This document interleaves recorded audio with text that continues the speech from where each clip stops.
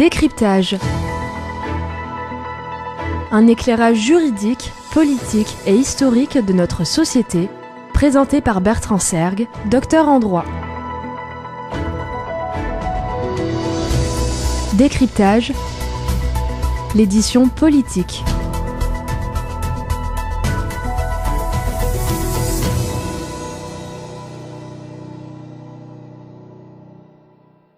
Décryptage de la présidence d'Emmanuel Macron. Nous terminons notre série de chroniques consacrée à l'étude des présidents de la Ve République française. Nous nous intéressons aujourd'hui au 8e président de notre régime républicain actuel, à savoir Emmanuel Macron. Il n'est jamais chose aisée de tenter d'expliquer l'action de l'actuel locataire de l'Élysée. D'aucuns souligneront votre trop grande complaisance vis-à-vis de la politique du chef de l'État. D'autres, au contraire, affirmeront que votre regard porté à l'endroit du président de la République est bien trop critique. Nous avons voulu réaliser cette chronique en dehors de tout clivage politique partisan. Notre volonté, comme pour l'ensemble des chroniques réalisées, est d'adopter un regard le plus objectif possible sur l'exercice de la fonction présidentielle de nos dirigeants. Nous tentons toujours de résumer de manière impartiale les points positifs, mais également les points négatifs de chaque présidence. Il faut d'emblée préciser que l'élection de M. Emmanuel Macron à la présidence de la République française le 7 mai 2017 marqua l'événement au pouvoir d'un personnage au destin politique hors norme. Ne s'étant jamais confronté au choix des urnes dans le passé, ne disposant pas d'une notoriété à toute épreuve, cette personnalité recueillit le suffrage d'une majorité de Français lors d'une élection qui ne devait pas lui être acquise. Surfant sur la décomposition du système politique français qu'il exploita habilement, substituant au vieux clivage droite-gauche une nouvelle opposition progressiste-conservateur, Emmanuel Macron devint le dernier rempart face à l'extrême droite. L'esprit de conquête s'apparenta à un besoin de plaire et de convaincre chez cet ex-banquier d'affaires, haut fonctionnaire prometteur et ancien conseiller de l'ombre de François Hollande. Il s'émancipa en un temps record de son impopulaire maître, imposa un style direct et s'afficha au bras de sa compagne afin d'attirer le regard sur le couple atypique qu'ils formèrent. Habile dans la communication politique et subtil dans l'organisation de son équipe de campagne, Emmanuel Macron sut profiter des déboires judiciaires du candidat de la droite, pourtant promis à un avenir électoral radieux. Individu quasiment inconnu quelques années plus tôt pour la plupart des Français, Emmanuel Macron mena une campagne politique singulière dans l'histoire de la France, se situant à l'écart des grands partis. Porté par un mouvement constitué, seulement un an plus tôt, il s'imposa dans le paysage institutionnel moderne. Ce vrai hold-up politique fut le coup de maître apporté au crédit d'un homme à l'ambition débordante. L'on se souviendra du discours peut-être un peu trop enthousiaste tenu par le candidat Macron à l'élection présidentielle. Moi, je le porterai dans la durée. Je le porterai jusqu'au bout. Mais maintenant, votre responsabilité, c'est d'aller partout en France pour le porter et pour gagner. Ce que je veux, c'est que vous, partout, vous allez le faire gagner, parce que c'est notre projet. Vive la République, vive la France. Le second tour de l'élection présidentielle opposa Emmanuel Macron à Marine Le Pen. La candidate du Rassemblement national, ex-Front National, rencontra des difficultés en matière de crédibilité lors du débat de l'entre-deux tours. Ils sont là, ils sont dans les campagnes, dans les villes. Je parlais de votre parti. Ils sont parti. sur les réseaux sociaux. Emmanuel Macron sut tirer parti de cette impréparation de Marine Le Pen lors de ce débat du second tour, et il l'emporta avec 66,10% des suffrages exprimés. L'élection d'un jeune président libéral et européen fut à ce point atypique qu'elle intervint dans un contexte où de la Hongrie aux États-Unis, en passant par la Grande-Bretagne et l'Italie, le libéralisme politique semblait battu en brèche. Ce contexte contribua à donner à cette élection une saveur particulière. Elle se situa en effet aux antipodes de la montée des courants populistes dans le monde. Le président Emmanuel Macron entendit gérer l'État en mode start-up, quitte à laisser sur le chemin les individus bousculés par cette marche irrésistible. Il contribua, de par sa volonté à privilégier les premiers de cordée, à faire émerger au grand jour des frustrations laissées en sommeil par une part importante de la population. Le mouvement de protestation non structuré et sporadique dit des Gilets jaunes rappela à ce jeune président la présence d'une souffrance forte chez une partie non négligeable des travailleurs français.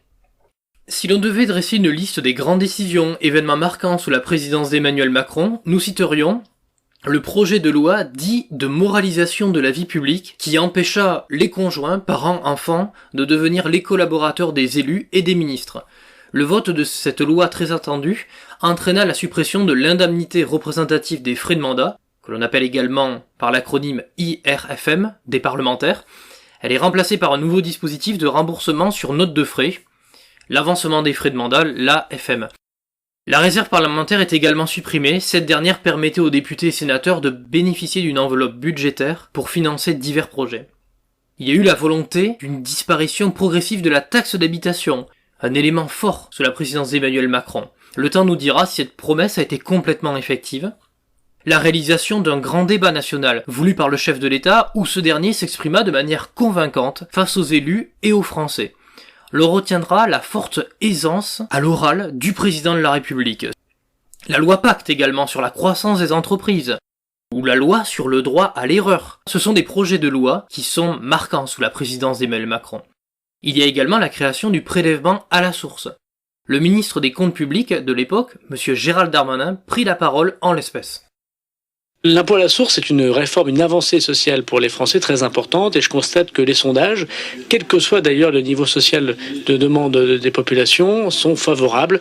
Ils sont favorables à quelque chose qui se fait partout ailleurs, en Belgique, en Allemagne, en Italie, en Espagne. Je constate par ailleurs que le prélèvement à la source, c'est une simplification des Français. Elle est voulue d'ailleurs par une partie des gens qui contestent les choses trop compliquées, par une administration trop compliquée. Au contraire, c'est une grande facilité qui va s'adapter à la vie des gens qui sont en intérim, qui ont perdu un conjoint, qui deviennent retraités. Et donc au contraire, le prélèvement à la source, c'est une faveur positive de l'administration, quelque chose de plus simple, plus clair, plus net, et que les Français attendaient depuis longtemps. De nombreuses ressources fiscales seront ainsi récupérées par l'État français. Il y a aussi l'offre sans reste à charge pour l'optique, voulue par le candidat Macron, les soins dentaires et les audioprothèses remboursées. La loi sur l'asile-immigration pour accélérer le traitement des demandes d'asile, favoriser l'intégration des réfugiés acceptés et expulser plus systématiquement les autres. L'on se souviendra du recours aux ordonnances afin de modifier le droit du travail et la généralisation des accords majoritaires. Une de ses principales dispositions est la limitation des indemnités de licenciement en cas de licenciement abusif. La réforme de la formation professionnelle, de l'apprentissage et de l'assurance chômage. La suppression de l'impôt sur la fortune, l'ISF, qui a d'ailleurs suscité l'adhésion ou un franc rejet de la part des Français. Le chef de l'État s'exprima à ce sujet. Et la question de l'ISF qui revient chez beaucoup de nos concitoyens, c'est pour ça que c'est pour moi pas du tout un tabou, ni un totem, si je puis dire. Moi, j'ai tout simplement, le gouvernement a pris des textes et le Parlement a voté ce sur quoi, en tant que candidat, je m'étais engagé.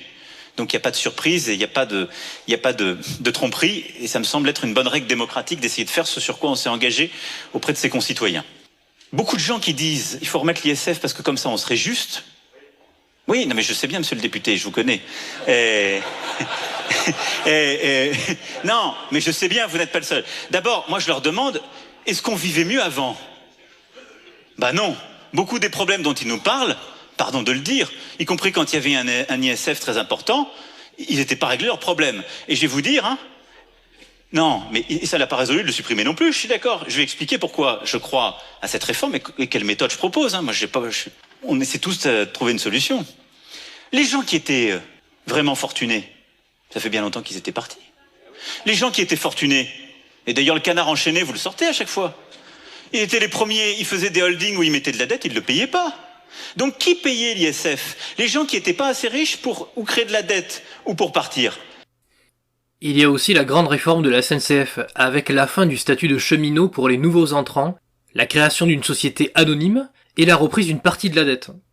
La réforme ferroviaire, définitivement adoptée au Parlement à la mi-juin 2018, prévoyait notamment l'ouverture à la concurrence du transport des voyageurs et la suppression depuis janvier 2020 des embauches au très protecteur statut de cheminot à la SNCF. Cette réforme a conduit à une grève unitaire, historique par sa durée, 36 jours de blocage des lignes ferroviaires, un vrai record.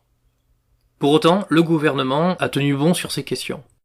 La loi Egalim sur les relations agriculteurs-distributeurs qui a interdit la revente à perte et a tenté de revaloriser la part payée aux agriculteurs.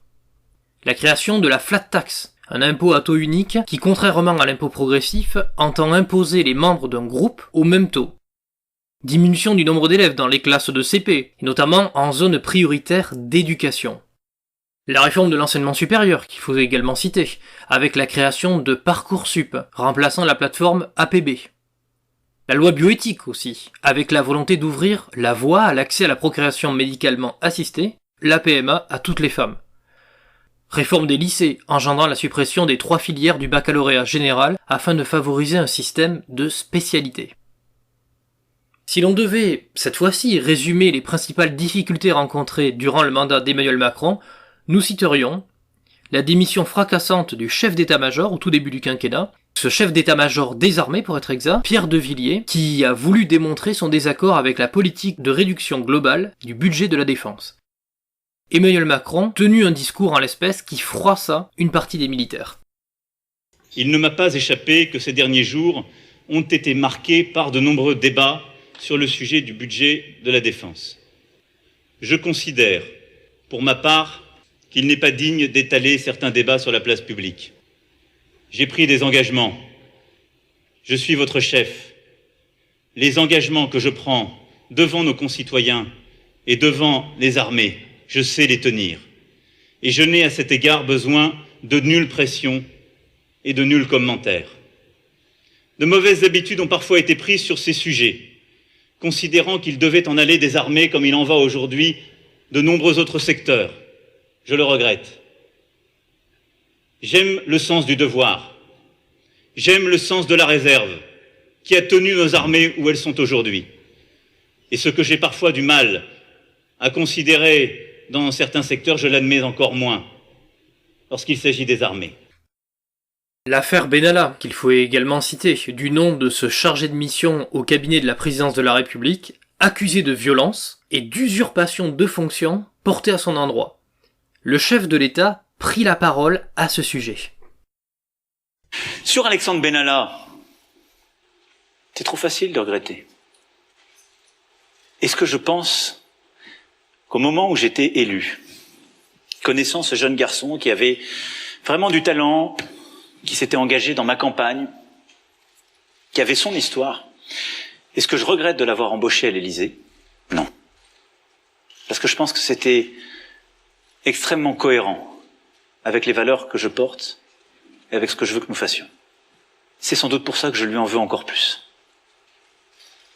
Il a fait des fautes très graves. Laissait-on tout aujourd'hui? Je ne sais pas. Il a droit à la présomption d'innocence aussi, comme tout citoyen dans la République. Mais de ce fait, quoique n'ayant jamais été protégé par l'Élysée, qu'il a sanctionné, qu'il a ensuite licencié, et qui n'a jamais cherché à le protéger à l'égard de quelques services administratifs ou du grand public, il n'a pas donné une bonne image. Il n'y a jamais eu de prébande pour Alexandre Benalla à l'Élysée. Il n'a pas été protégé face à la justice, face aux médias. Donc je le regrette pour ça. Mais je regrette pas les choix faits à d'autres moments, parce que je ne savais pas tout. Et quand vous décidez d'employer quelqu'un, il y a une part de risque. La responsabilité qui va avec. C'est ma part de responsabilité. Voilà. Mais on en a sans doute beaucoup fait sur cette affaire. Beaucoup. Peut-être trop. Voilà comment je vois les choses. Le mouvement des Gilets jaunes, ce mouvement de contestation sociale, apparu sous le quinquennat d'Emmanuel Macron. Le gouvernement tenta d'ailleurs de calmer la gronde de la rue via la réindexation des petites retraites et l'annulation de la hausse de la CSG pour certains retraités, la défiscalisation des heures supplémentaires aussi, la prime d'activité, les primes Macron et les baisses d'impôts sur le revenu. Durant ce mouvement de protestation, un élément fait polémique, c'est l'emploi intensif par les forces de l'ordre du lanceur de balles de défense, dit le LBD, qui a provoqué de graves blessures sur de nombreux manifestants. Certains furent éborgnés.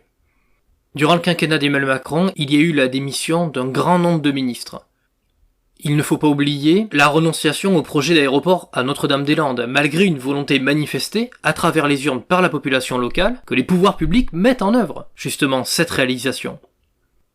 Nous en avons parlé, la hausse de la contribution sociale généralisée, la CSG pour les retraités, a créé un mécontentement profond chez cette catégorie de la population dès le début du quinquennat. Nous pouvons citer la diminution marginale et maladroite du montant de l'aide personnalisée au logement, les APL, qui a suscité un émoi parmi la communauté étudiante. L'abaissement de la vitesse à 80 km/h sur les routes secondaires, ayant entraîné des mouvements de dégradation de nombre considérable de radars. Cette décision n'a pas véritablement été prise en partenariat avec les élus locaux, ce qui était reproché par les Français et également les maires, les présidents de conseils départementaux, etc. Il y a eu de nombreuses grèves durant le quinquennat d'Emmanuel Macron, notamment concernant la réforme des retraites à la fin de l'année 2019, début de l'année 2020.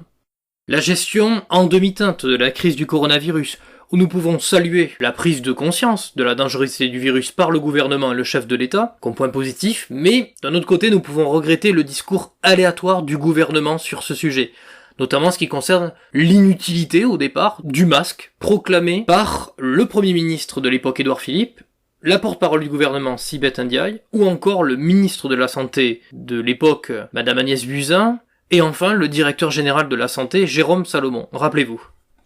Port du masque, ça ne sert à rien. Le port du masque en population générale n'est pas utile. Ce sont des masques qui sont uniquement utiles quand on est soi-même malade. Les masques ne sont pas nécessaires pour tout le monde. Il ne faut pas mettre de masque, il ne faut pas porter de gants. Ça ne sert à rien. Et ça même un inconvénient.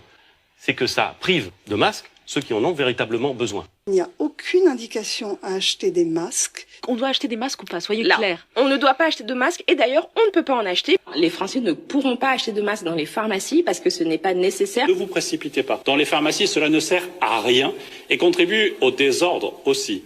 Porter un masque en population générale, ça ne sert à rien. Moi je sais pas utiliser un masque. Il n'y a pas de sens à porter ce masque, totalement inutile. En fait, ça ne sert à rien. Le gouvernement fera volte-face sur ce sujet et imposera justement le port du masque à la population. Nul doute ne subsiste quant au fait que cette crise de nature sanitaire se poursuivra jusqu'à la fin du quinquennat d'Emmanuel Macron. L'on se souviendra également du discours du chef de l'État concernant cette crise du coronavirus avec l'emploi d'un mot bien spécifique. Nous sommes en guerre. En guerre sanitaire, certes. Nous ne luttons ni contre une armée, ni contre une autre nation. Mais l'ennemi est là, invisible, insaisissable, qui progresse. Et cela requiert notre mobilisation générale. Nous sommes en guerre. Toute l'action du gouvernement et du Parlement doit être désormais tournée vers le combat contre l'épidémie. De jour comme de nuit, rien ne doit nous en divertir. Et voilà, cette chronique consacrée à la présidence d'Emmanuel Macron est désormais terminée. Nous espérons que le positionnement politique de ce dernier, parfois fluctuant, est désormais clair pour vous. Moi, je suis socialiste. Ah, vous êtes socialiste. L'honnêteté m'oblige à vous dire que je ne suis pas socialiste. Ah non, pardon, vous n'êtes pas socialiste. Pour ma part, je suis de gauche. Alors à l'époque, j'étais pas de gauche. Vous n'avez plus rien à voir avec le Parti socialiste. Mais je ne suis pas au Parti socialiste. Oula, ça devient compliqué de vous suivre. Je pense que vous voulez dire que votre pensée politique est transpartisane. Donc ce que vous proposez comme d'habitude, c'est de la poudre de perlimpinpin. Ah, si vous le dites. Il s'agissait de notre dernière chronique consacrée à l'analyse de la présidence des différents chefs de l'État sous la Ve République. Nous vous donnons rendez-vous très prochainement pour de nouvelles émissions. À très bientôt, chers auditeurs.